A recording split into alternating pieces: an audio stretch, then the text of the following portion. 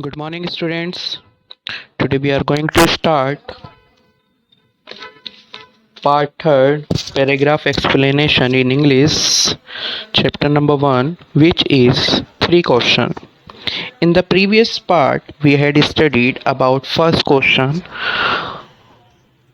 The question was, what is the right time to begin something?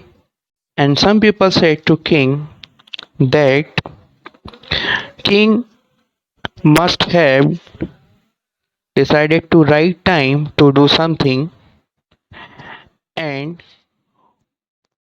would have go to magician to know his future as well as know his the right time to decide do something. So students, let's start the next paragraph. In their answer to the second question. And student, what was the second question? So I'm telling you what was the second question. Which people should he listen to? ऐसे वह कौन से लोग हैं जिसे उसे सुनना चाहिए. In their answer to second question, और इसी क्वेश्चन के आंसर में दूसरे के, some said the people must necessary to king were his counsellors. और कुछ लोगों ने कहा कि राजा को अपने काउंसलर्स रखने चाहिए. काउंसलर्स वह होते हैं जो एक कमेटी के मेंबर्स होते हैं या जो किसी भी चीज़ को करने के लिए अपनी सलाह देते हैं. अदर सेड, लोगों ने और दूसरों ने कहा, the priest, a few other choose the doctor. Priest means पुजारी, पंडित. कुछ लोगों ने कहा कि राजा को पंडित अपने पास रखना चाहिए. कुछ लोगों ने डॉक्टर को चुना. And yet other said that his soldiers were the most necessary. और कुछ लोगों ने सोल्जर्स को चुना कि हम युद्ध के समय पे सोल्जर्स की मदद पड़ेगी.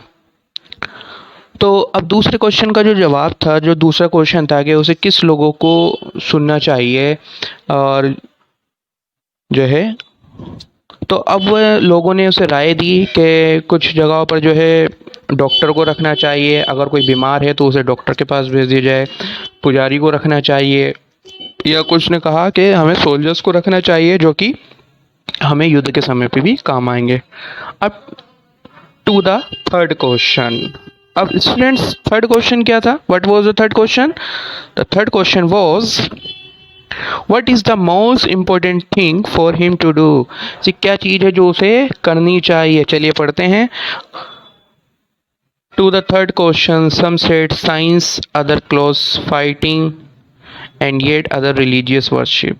कुछ लोगों ने साइंस को चुना, कुछ लोगों ने योद्धाओं को चुना, और कुछ लोगों ने कहा कि हमें रिलीजियस वर्शिप यानी कि धर्म के गुरुओं को रखना चाहिए. As the answer to his questions were so different.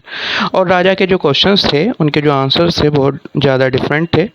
The king was not satisfied and gave no reward. और राजा जो था वो संतुष्ट नहीं था और उसने किसी को कोई भी रिवॉर्ड, कोई भी इनाम नहीं दिया. इंस्टीड, उसकी बजाय, इंस्टीड मीन बजाय, he decided is the second form of the word decide, means फैसला करना. To seek the advice of a certain means निश्चित. हर्मिट कौन होते थे बच्चों?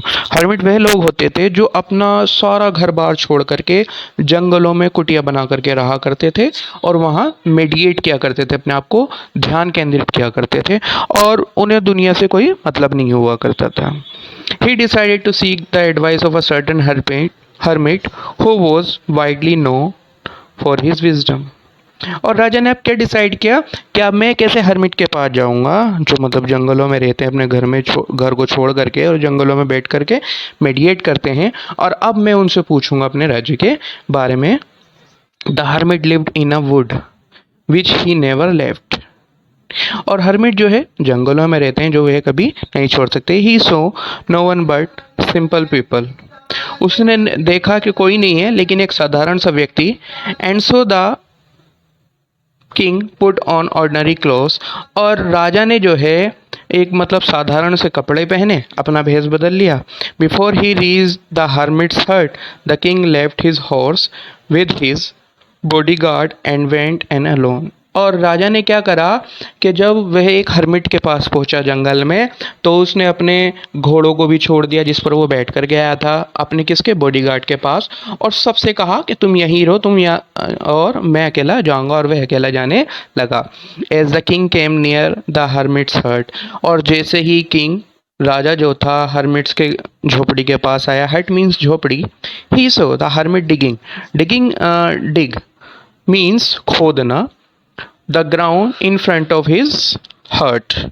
और राजा ने क्या देखा कि हर्मिट जो था अपनी झोपड़ी के सामने जमीन को खोद रहा था. ही greeted the king and continue digging. और उसने क्या है, राजा को ग्रीटिंग किया और ज़मीन खोदता रहा. ग्रीटिंग में विश किया, खुश हुआ. The hermit was old and weak. और हर्मिट जो था बहुत ज़्यादा बूढ़ा था, एंड वीक कमज़ोर. Weak we can use in the place of weak another word frail. FRAIL. Frail means also कमज़ोर.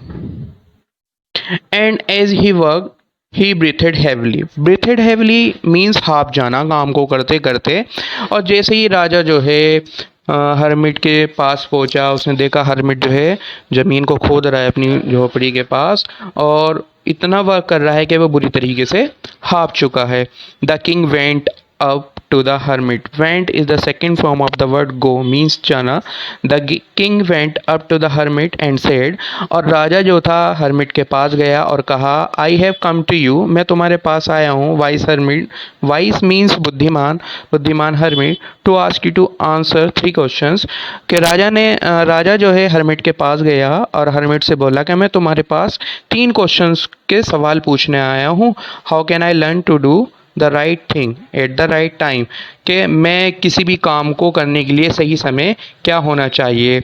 Who are the people I need most. और वह लोग कौन से हैं जिनकी मुझे सबसे ज़्यादा ज़रूरत है. And what affairs are the most important.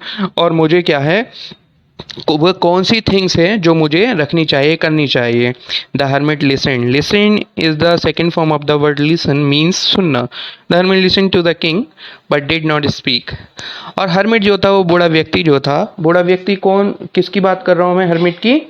वो बूढ़ा व्यक्ति कौन, ये जो हर्मिट था बच्चों, ये राजा की बात. और राजा कौन था, ये जिसने साधारण कपड़े पहने हुए थे. हर्मिट जो था पूरी तरीके से राजा की सारी बात को सुनता रहा और कुछ नहीं बोला.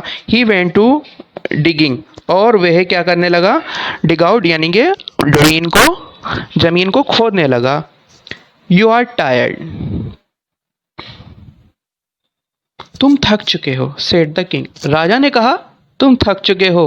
Late me take the spade. Spade means जो फावड़ा जो वो जिससे वो ज़मीन खोद रहा था. And work in your place. और राजा ने कहा उसकी हाथ ही कंडीशन को देख करके कि तुम थक चुके हो, लाओ मुझे ये स्पेड दे दो, फावड़ा दे दो, और तुम अपनी जगह पर जा कर के आराम करो. Thanks, said the hermit, giving the king his spade. Then he sat down on the ground. और ये सुन करके हर्मिट जो है राजा का धन्यवाद बोलता है और उसे स्पेड दे करके, कुल्हाड़ी दे करके ग्राउंड में एक तरफ जा करके बैठ जाता है. So students, have a nice day.